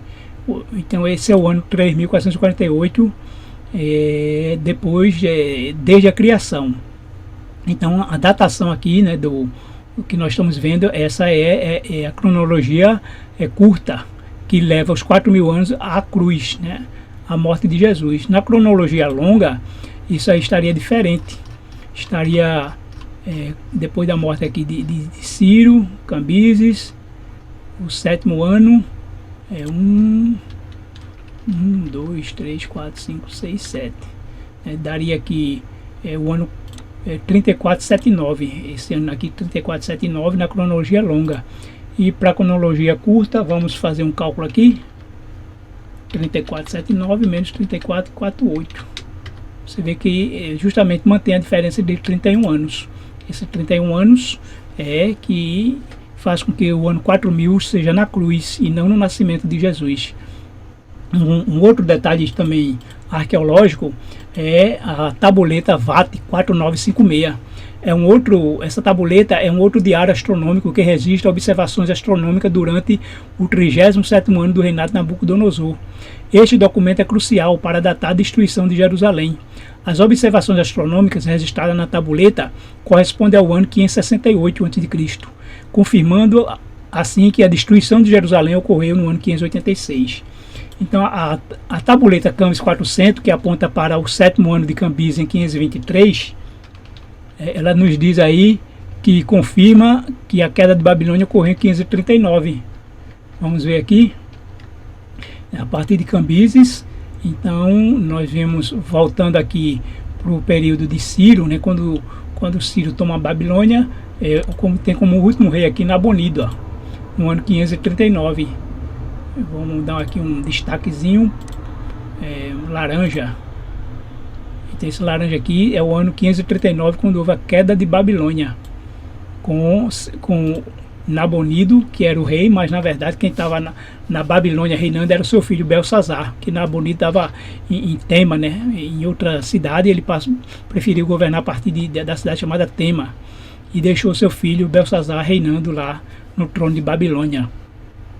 E Ciro, então, como governo, como general, né, chefe das tropas da Média e da Pérsia, ele venceu a Babilônia. E Dario o Medo reinou aqui 2 anos, no ano 539 e 538. Então depois segue o ano de Ciro. O primeiro ano de Ciro foi 537, o segundo ano de Ciro 536 e o terceiro ano de Ciro 535. Por falar no terceiro ano de Ciro, isso me lembra aí Daniel 10, quando diz lá: no terceiro ano de Ciro, rei da Pérsia, foi revelada uma palavra a Daniel, cujo nome é Beltesazar. A palavra era verdadeira e envolvia grande conflito, e ele entendeu a palavra e teve inteligência da visão. E naqueles dias eu, Daniel, planteei durante 3 semanas. Manjar desejável não comi, nem carne, nem vinho entrar na minha boca, nem me ungi com óleo algum, até que se passaram as 3 semanas inteiras. Então observe aqui, 3 semanas inteiras. E o que acontece no final das 3 semanas inteiras? No dia 24 do primeiro mês, estando eu à borda do rio Tigre. Então Daniel data aqui que o dia 24 do primeiro mês foi no final de 3 semanas inteiras. E o que é 3 semanas inteiras? 3 semanas inteiras é o período que vai de um domingo até um sábado. Isso é semana inteira. Teria que realmente, necessariamente, ser de um domingo a sábado. Não é 7 dias qualquer. A gente diz, daqui a 7 dias, daqui a 15 dias, daqui a 21 dias, porque eu posso contar a partir de qualquer dia e dizer, né, daqui a 7 dias ou daqui a 15 dias. Mas quando a Bíblia, né, fala semanas inteiras, é porque ela está se referindo ao período de domingo a sábado, que é o ciclo semanal. Isso faz com que Daniel deixou claro aqui que o dia 24 do primeiro mês foi então um sábado, que foi no final de 3 semanas inteiras. E quando nós vamos aqui para o calendário, né, vamos tomar aqui o calendário e observe que o dia 24, tanto faz que eu pegar aqui em janeiro ou começar lá 19 de março. Eu vou mostrar para vocês que vai dar o mesmo resultado. E após a queda de Babilônia em 539, então o ano de Ciro, mesmo que alguns entendam que foi 539, não foi menos do que isso. Mas observe aqui, que a única datação aonde o dia 24 é num sábado é esse ano 535 aqui, que observe que o dia 24 aqui é num sábado. Nos outros dias, o dia 24 não é num sábado. Para frente só vai ser num sábado aqui o ano 530, que foi justamente a morte de Ciro, né? Foi quando terminou o período de reinado de Ciro e começa a reinar o seu filho Cambises. A partir de 529, alguns entendem que entre 530 e 29 já foi final de reinado. Então não foi o terceiro ano de Ciro. Ciro governou 9 ou 10 anos. Então o único ano que preenche essa condição aqui de Daniel é o ano 535. O ano aqui, dia 1º de janeiro, foi numa quinta.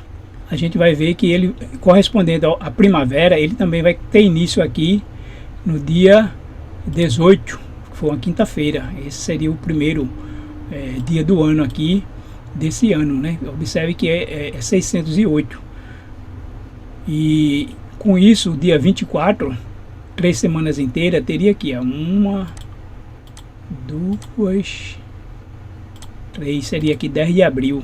Corresponderia, né, ao nosso calendário de 10 de abril, mas que foi num sábado. Ele tem a mesma correspondência lá do dia 24, que foi num sábado. Porque se eu passo aqui dia 1º, dia 18 de março, dia 1º, olha, 1, Conta comigo. 1, 2, 3, 4, 5, 6, 7, 8, 9, 10, 11, 12, 13, 14, 15, 16, 17, 18, 19, 20, 21, 22, 23, 24. Foi exatamente um sábado, 10 de abril. E isso, né, mais uma vez, deixa claro que foi o ano 535. Então a própria Bíblia, ela tem aí uma sincronia, né, que nós vimos que faz com que a gente sincronize a data histórica, porque esses eventos aqui astronômicos na tabuleta foi datado, né? E alguns dizem que é datado até pela própria NASA, pelos eventos astronômicos que pode ser datado. Existem as tábuas lá na NASA de vários eventos astronômicos, eclipse, envolvendo tanto solar como lunar, e tem a datação de cada um. E esses eventos foi datado astronomicamente e realmente foram nesses anos. E isso confirma tanto a queda da Babilônia em 539, como a queda de Jerusalém em 586. De maneira que também aí confirma todos os reis conforme o cano de Ptolomeu. Ptolomeu tem uma descrição aí dos canos do rei da Babilônia e todos os imperadores, Império Persa, que se seguem, né? Eu coloquei aqui, fiz só um resumo, né? A partir de Nabopolassar, pai de Nabucodonosor, quando ele reinou de 604 a 562, de acordo com essa sincronia, e o cano de Ptolomeu está exatamente de acordo com essa sincronia que nós acabamos de ver aí desses anos. E aqui chega ao fim, né, o reinado de Nabonido em 539. Se você observar de 604 a 539, nós vamos ter aí um período da Neobabilônia de 66 anos. E aí então nós temos aí o reinado de Ciro, aqui conta 538, mas 538 foi o seu ano de ascensão, né? O primeiro ano é 537, o segundo ano 536 e o terceiro ano 535. Então ele vai até 530. E então entra aí Cambises II, que é seu filho, depois Dario I, que no sexto ano ocorreu aí a dedicação do segundo templo. Temos Xerxes I, filho de Dario, Artaxerxes I, onde ocorreu as histórias de Neemias e Esdras, inclusive o início da profecia de Daniel, 457 a.C., foi aqui no período de Artaxerxes, no seu sétimo ano. Depois seguiu-se Dario II, Artaxerxes II, 3, 4, e o último rei persa foi Dario III, que foi vencido por Alexandre o Grande, né, nas duas últimas batalhas. E então ele perdeu aí findou-se o Império Persa e começou o Império Grego, tudo conforme já estava profetizado. O livro do Apocalipse, capítulo 20, fala de 1000 anos que os salvos vão reinar no céu, 1000 anos que o Satanás vai estar preso na terra, 1000 anos depois da primeira ressurreição é que vai haver uma segunda ressurreição dos ímpios. Na primeira ressurreição é dos justos, dos que vão para o céu, e a segunda ressurreição é dos ímpios que vão para o juízo final, para o lago de fogo, né, junto com o diabo e seus anjos. E por que a Bíblia fala de 1000 anos? Esses 1000 anos é 1000 anos assim, solto no ar. Não, esse 1000 anos só faz sentido se houver um período que ele se amarre, né, e amarrando ao período de 6000 anos. E então faz sentido um sétimo milênio no céu. Esse sétimo milênio está de acordo com o entendimento de que, assim como Deus fez o mundo em 6 dias e no sétimo descansou, o mundo terá 6000 anos de existência do mal e o sétimo milênio de paz. E esse milênio só faz sentido na sequência de um sexto milênio, senão por que 1000 anos, né?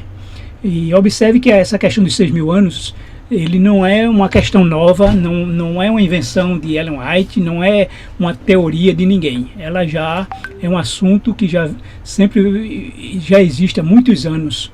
A nova enciclopédia Chaff Herzog do conhecimento religioso afirma que os primeiros pais da igreja comumente entendiam o segundo advento de Cristo como sendo no final de 6000 anos da história do mundo. A enciclopédia tira essa conclusão dos escritos de vários membros influentes da igreja primitiva, incluindo Irineu, Hipólito, Metódio, Comodiano, Lactâncio e Pseudo Barnabé.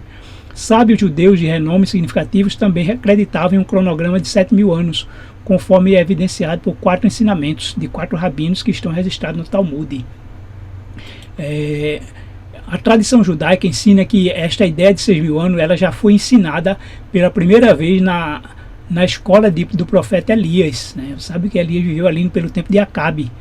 E entre os judeus existe essa antiga tradição de que o profeta Elias teria ensinado que os seres humanos viveriam na terra 6.000 anos sob o reino do pecado, vindo então o reino milenial de Deus.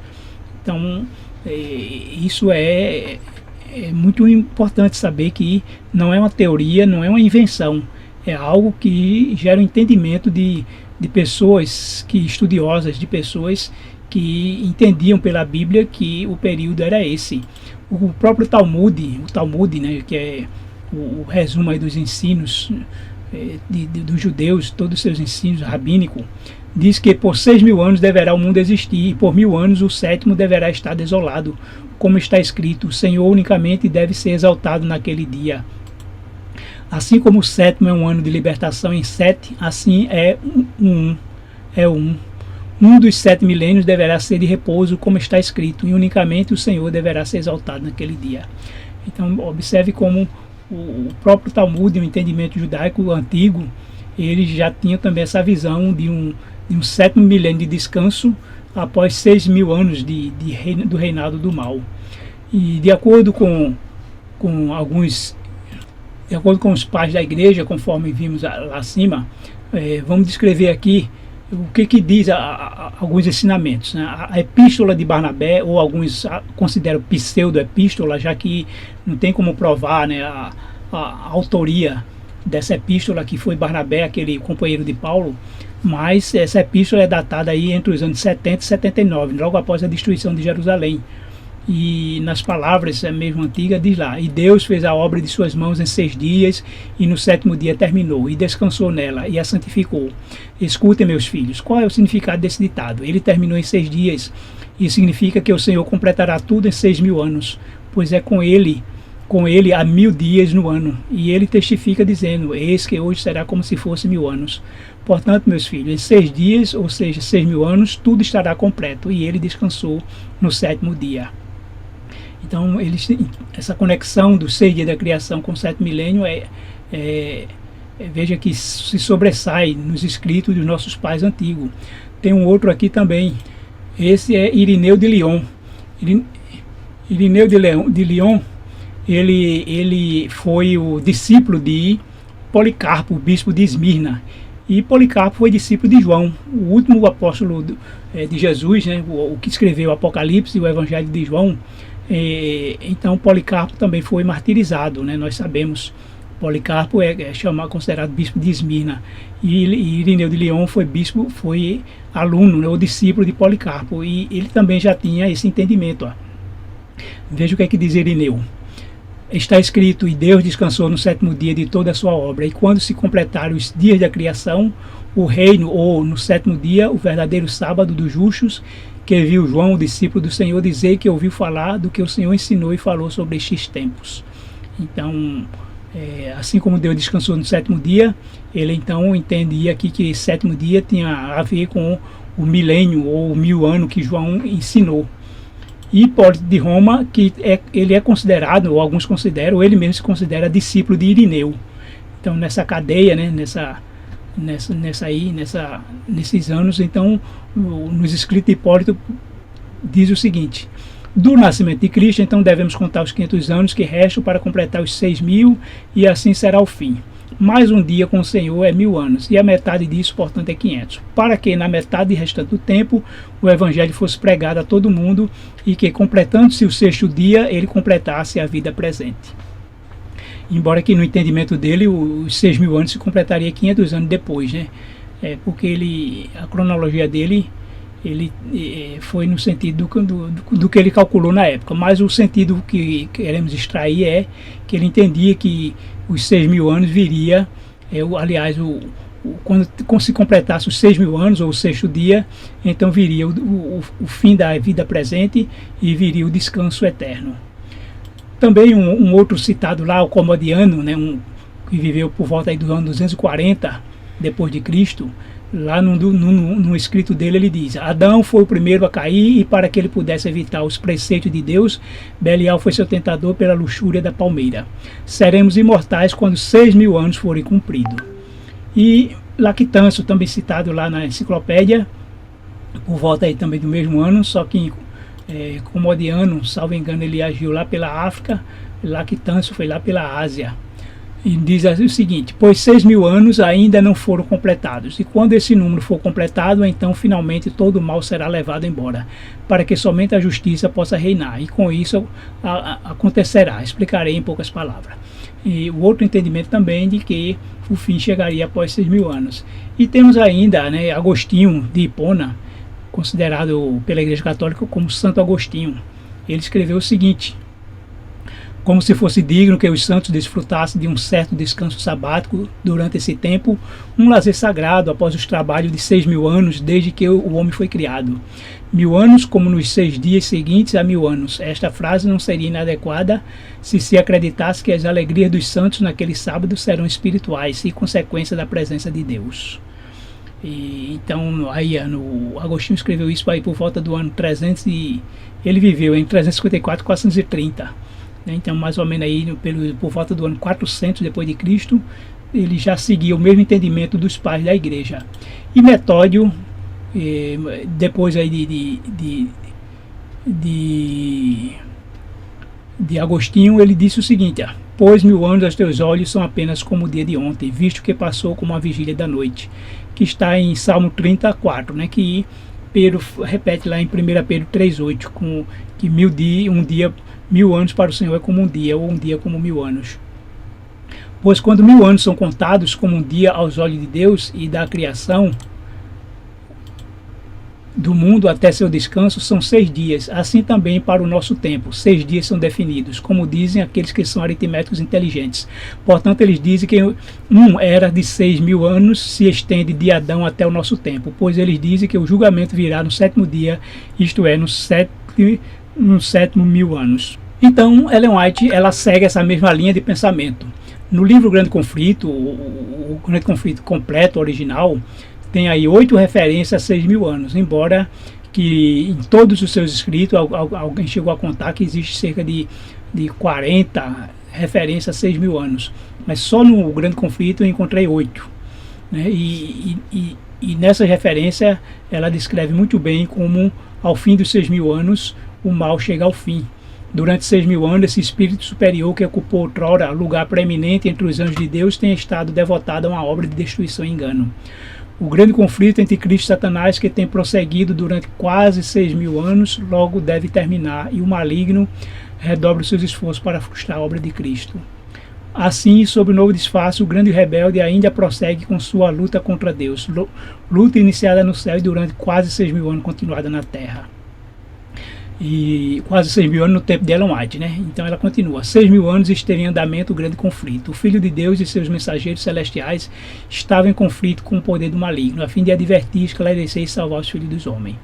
Durante 6.000 anos, a obra da rebelião de Satanás tem feito estremecer a terra. Durante 6.000 anos, o seu cárcere, o sepulcro, recebeu o povo de Deus, e ele os queria conservar cativos para sempre. Mas Cristo quebrou os seus laços, pondo em liberdade os prisioneiros.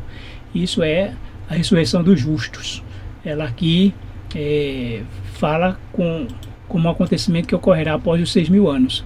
Está para sempre terminada a obra de ruína de Satanás. Durante 6.000 anos efetuou a sua vontade, enchendo a terra de miséria e causando pesar em todo o universo. Então ela conclui aqui dizendo que o mal chegará ao fim após 6.000 anos.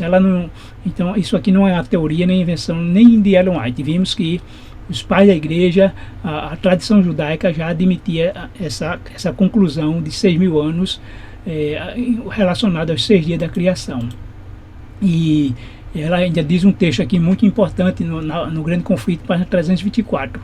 Eu vou citar aqui no final, quando ela diz aqui, quando ela cita o texto de Amós 3,7, que Deus não fará coisa alguma sem ter revelado o seu segredo aos seus servos, os profetas. E ela está se referindo aos períodos cronológicos que foram os estudos de Miller.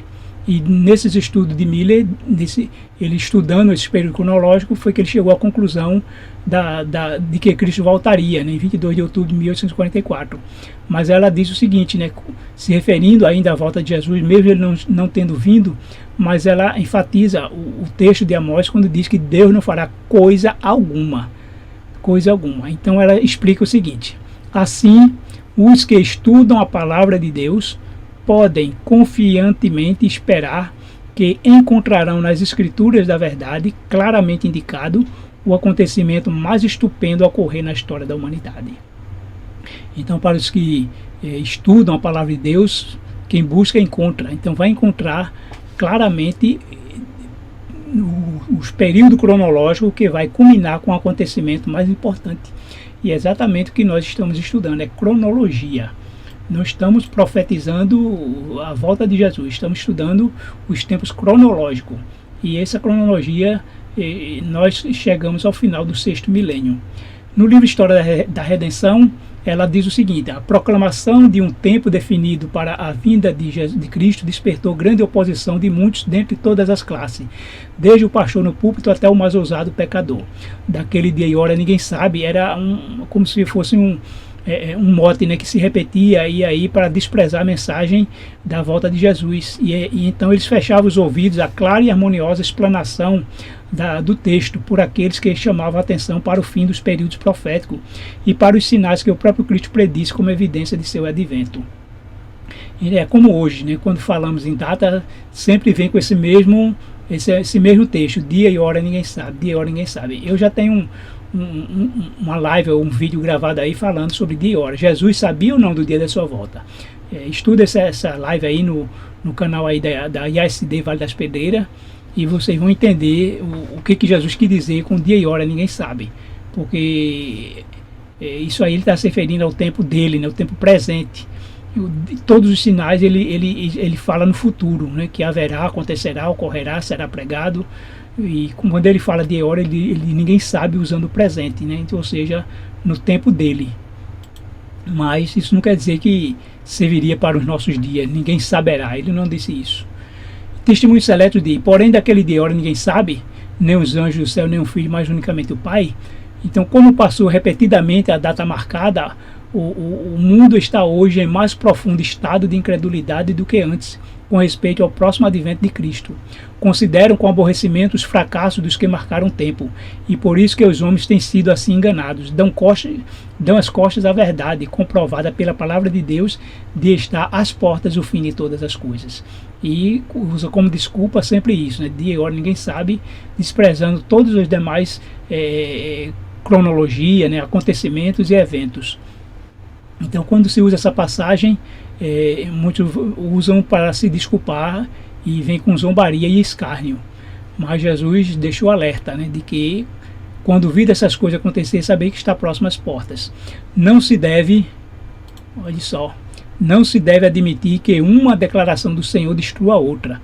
Conquanto ninguém saiba o dia ou a hora de sua vinda, somos instruídos quanto à sua proximidade, isto é nos exigido saber, ou seja, nós temos a obrigação de saber quando ele estiver próximo. Demais é nos ensinado que desatender a advertência ou recusar saber a proximidade do advento do Salvador ser-nos-á tão fatal como foi os que viveram no dia de Noé, o não saber quando viria o dilúvio. Então Jesus sempre manda a gente vigiar, e essa vigiar faz parte dos estudos aí que nós estamos vendo na cronologia bíblica. E o grande conflito, página 372, nos diz que ela ainda advertindo sobre a questão desse uso, né, de dia e hora como desculpa, continua a ser repetida, quando se fala de hora ninguém sabe, continuaram a ser repetidas pelos audaciosos escarnecedores e mesmo pelos professos ministros de Deus. Ao despertarem os homens e começarem a inquirir do caminho da salvação, interpuseram-se ensinadores religiosos entre aqueles e a verdade, procurando acalmar-lhes os temores com interpretações falsas da palavra de Deus. Infiéis vigias uniram-se na obra do grande enganador, clamando paz, paz, quando Deus não havia falado de paz. Muitos, tais quais os fariseus do tempo de Cristo, se recusaram a entrar no reino de Deus e embaraçavam os que estavam entrando. O sangue dessas almas seria requerido. Eu fui excluído de um grupo, né, de WhatsApp por falar justamente nessas datas, nesse estudo. E eu insisti em dizer, olha, eu estou falando de cronologia, e na cronologia estamos chegando ao final do 6º milênio. Não, aqui não pode marcar data e remover do grupo, embora tinha pessoas interessadas que queriam, né, ouvir, mas os líderes, né, os administradores removiam nem ele queria ouvir, nem deixar ninguém ouvir. E isso é o que ela está dizendo aqui, né? Que sobre esses será requerido o sangue dessas almas que dos líderes que nem entraram e nem deixaram o povo entrar, ou seja, nem ouviram, nem queria deixar o povo ouvir essa verdade. E nós vimos agora há pouco outro sinal ocorrer. Vocês ouviram falar do grande cisma do Ocidente, que foi a separação da Igreja Católica e a Igreja Ortodoxa. Esse grande cisma ocorreu em 1054, quando ambos os papas se excomungaram. E um dos motivos que levou ao grande cisma foi a questão da Páscoa, envolvendo a Páscoa, a data da Páscoa. E agora, né, esse ano, eles dois já se conversaram e o Papa está para fixar uma data para que haja essa união entre as duas igrejas, numa data comum, e para ambas as igrejas celebrar a Páscoa a partir de 2025, sabendo que em 2025 a Páscoa vai ser na mesma data para a Igreja Católica e a Igreja Ortodoxa, que é dia 20 de abril. E a partir de então eles querem fixar já até o final agora, a partir desse ano, que fique sempre uma data única ambas as igrejas. Então, se o grande cisma teve como um dos motivos a questão da Páscoa, envolvendo a Páscoa, a celebração e a data, e vimos agora que eles estão se unindo para que então haja uma só igreja, porque a Bíblia diz que a besta, que representa a Igreja Católica, ela vai ter uma influência no mundo inteiro. Atualmente o mundo está dividido entre dois papas, o Papa Católico da Igreja Ocidental e o Papa Ortodoxo da Igreja Oriental. E mais um motivo, né, de que nós vemos um sinal se cumprir da profecia quando as duas igrejas elas querem se unir. Isso está inclusive nas reportagens aí do UOL, do G1 e outros aí também falando sobre essa união dos católicos e ortodoxos. Então, irmãos, eu quero concluir com um apelo, né? Vamos celebrar o ano novo, o ano 5.995, no dia 29 de março aqui de 2025. Vamos celebrar no pôr do sol do dia 28 para o dia 29 o início do ano 5.995 e começar a nossa contagem para o ano 6.000. Ano 6.000, quando começar o ano 2030, lembre disso, né? 2030 começa o ano 6.000, mas o ano 6.000 só termina na primavera em 2031. E então o tempo está acabando. Nós temos pouco tempo para nos servir de alerta. A todos que aceitarem essa mensagem, entenderem verdadeira tudo que aqui foi ensinado conforme a Bíblia, então deve aceitar que nós vamos celebrar o ano na primavera agora, do dia 28 para o dia 29 de março aqui de 2025. E nós lá da igreja do Vale das Pedreiras, pela primeira vez que eu me lembro, de todos esses meus anos de adventista, foi o ano que nós não celebramos o ano novo, né? Não tivemos comemoração do ano novo na virada do dia 31 de dezembro de 2024 para 1º de janeiro de 2025, porque entendemos que estavam fazendo errado. O ano novo começa em março, né? Como a data hoje da primavera. No nosso calendário seria 19 de março, mas é dia 29, porque houve essa diferença de 10 dias. E nesse dia haverá dois eventos marcantes, porque Deus usa os sinais do céu para nos falar. E é o dia da lua nova, a primeira lua nova do equinócio vernal, e também vai ocorrer um eclipse solar. Esse eclipse solar que é parcial, mas pegará um pedacinho de cada continente. E como um indicativo de um aviso dos sinais dos céus de que a data está certa. Então, convido vocês para a gente celebrar o ano 5.995, no dia 29 de março. O ano 2025, como eu disse, já começou, né? Então, não vamos dizer que 2025 vai começar no dia 29 de março, mas o ano 5.995. Com isso, a gente vai estar transmitindo a mensagem de que realmente o tempo está acabando. Estamos numa contagem aí para 6.000 anos, e esses 6.000 anos vai chegar ao fim. E nós esperamos, né, a nossa expectativa é de que o 7º milênio começará e teremos esse 7º milênio no céu. Não de acordo exatamente com essa data, né? Não sei, não posso afirmar, porque o dia e a hora. Mas o que eu posso afirmar é que cronologicamente o 6º milênio ele vai terminar cronologicamente. Ele vai terminar no dia 29 de março de 2031, que é um sábado, né? Nesse sábado do dia aqui, 29 de março de 2031, depois de decorrido 2.191.455 dias, ou 313.065 semanas inteiras. Então, obrigado a todos, Deus abençoe e que o Espírito Santo confirme em seus corações todos esses estudos. Orem, procure que Deus vai orientar, que Deus vai dizer se está certo ou não. Não julguem, não comentem antes de escutar essa mensagem. Eu sei que foi longa, mas para que aqui ficasse bem registrado, bem demonstrado, né, pela Bíblia e pela história, essa cronologia. Então, deixe para comentar depois que realmente assistir. Pode ser que você não assista tudo de uma vez, mas não só assista aí, você entendendo que de acordo com a Bíblia, com o Espírito Santo, isso está correto. Então, quem não é inscrito, se inscreva para que essa mensagem se espalhe.